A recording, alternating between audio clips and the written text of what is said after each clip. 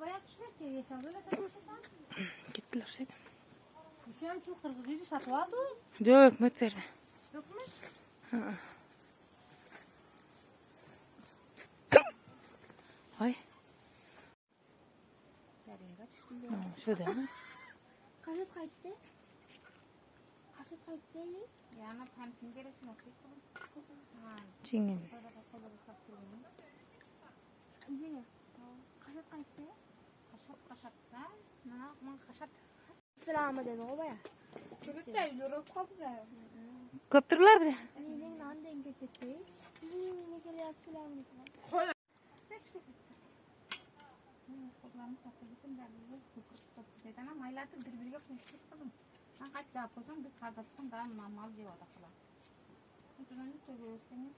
Nereye bıraktın? Ne konu böyle bütün bu cebim.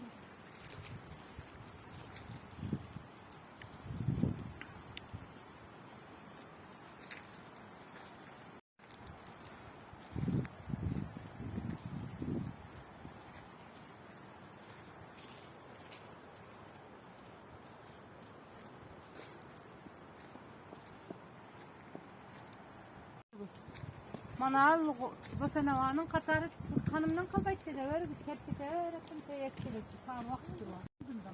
Bunda ay dedim böyle bir böyle çamaklarım.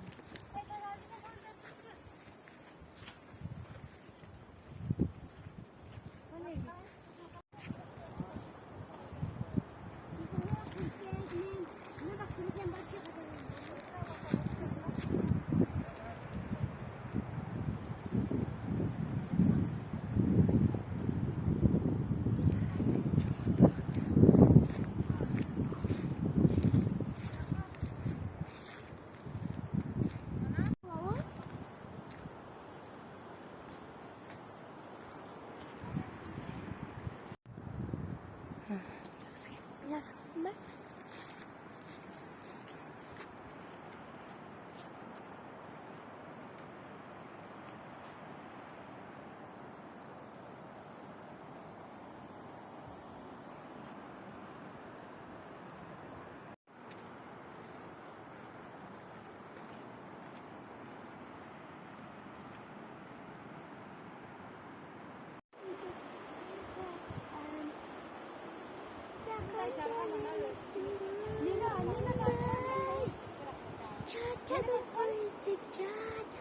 Tartmana şunday turganımızda.